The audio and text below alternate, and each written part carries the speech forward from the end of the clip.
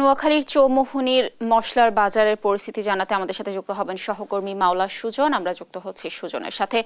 সুজন, নোয়াখালীতে কোরবানির ঈদকে কেন্দ্র করে মশলার বাজারে কেমন পরিবর্তন দেখছেন, দাম দরের কি বলছেন সেখানকার ক্রেতা বিক্রেতার, এই ব্যাপারে কি তথ্য রয়েছে? লাবণী, আপনি জানেন যে কিছুদিন পরে কোরবানি ঈদ অনুষ্ঠিত হতে যাচ্ছে।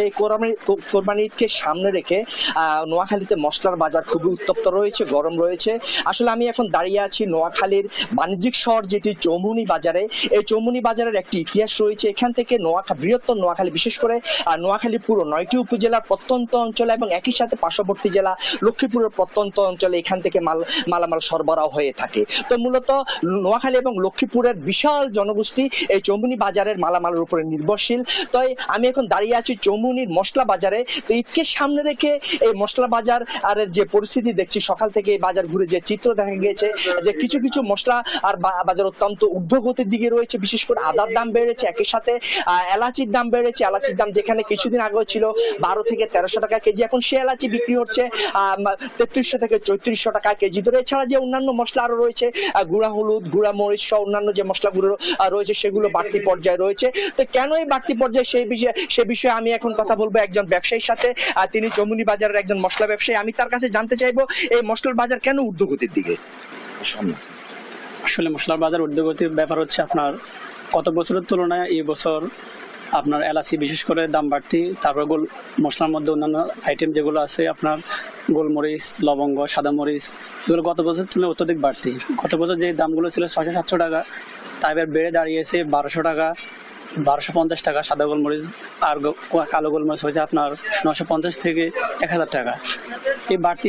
তার মধ্যে আছে এলাচি। গত বছরের তুলনায় এলাচি এবার অত্যধিক বাড়তি। গত বছর যে এলাচিগুলো ছিল 1400 থেকে 1600 টাকার মধ্যে, সেই এলাচিগুলো এখন 3300, 3400 এবং 3800 টাকা পর্যন্ত কিছু এলাচি আছে। এর মধ্যে গত রমজানের মধ্যেও বাজারটা শিথিল ছিল, রমজানের পরে বাজারটা অত্যধিক বেড়ে গেছে। কি কারণ বলে আপনি মনে করেন? আমি মনে করি কারণটা যে অত্যধিক সিন্ডিকেট, পরিবহন খরচ, সিন্ডিকেট এবং ইম্পোর্টারদের ডিউটিপি বাড়ার কারণে মালার দাম বাড়তি। আর কিছু ব্যবসায়ী এটাকে পুঁজি করে মজুত করে আপনার দাম বাড়িয়ে অত্যধিক মুনাফা বিক্রি করতেছে, যার কারণে সাধারণ দোকানদার ব্যবসায়ী যারা আছে তারা বাড়তি দামে বিক্রি করতে হচ্ছে, বাড়তি দামে কিনতে হচ্ছে। এই জন্য বাজারটা অস্থির বিরাজ করছে, বাজারের মধ্যে অস্থিরতা বিরাজ করছে। এই জন্য আমি মনে করি আমাদের সরকারের কাছে যে আমরা বিনীত অনুরোধ করব যে সরকার যেন এটার প্রতি একটু খেয়াল রাখে, যেন সামনের দিকে মানে ডিউটি কমিয়ে আনে এবং সিন্ডিকেট ভেঙে দিয়ে সাধারণ মানুষের নাগালের মধ্যে দ্রব্যমূল্যের দামগুলো নির্ধারণ করে দেয়। ধন্যবাদ আপনাকে। তিনি যেমনটি বলেছেন, এই ব্যবসায়ী আসলে মশলা বাজারের কথা তিনি বলেছেন যে তিনি জানিয়েছেন তাদের এই মশলাগুলো আসলে মূলত সংগ্রহ করা হয় চট্টগ্রামের খাতুনগঞ্জ বাজার থেকে। 70 থেকে 80% মশলা সেখান থেকে আনা হয়।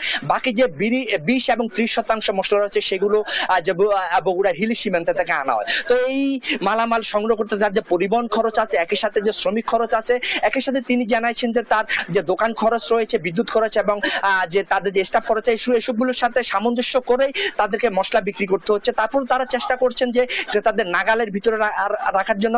একই সাথে এই ব্যবসায়ী দাবি জানিয়েছেন যে সিন্ডিকেট যদি ভেঙে দেয় তাহলে মশলার বাজার নিয়ন্ত্রণে আসবে। লিনিয়া, এই হচ্ছে নোয়াখালী থেকে মশলার বাজার নিয়ে আমার কাছে সর্বশেষ। ধন্যবাদ মাওলা সুজন আমাদের সাথে যুক্ত থাকার জন্য। দর্শক, নোয়াখালীর চৌমুহনী বাজার থেকে মশলার দরদামের সর্বশেষ তথ্য জানাচ্ছিলেন আমাদের সহকর্মী।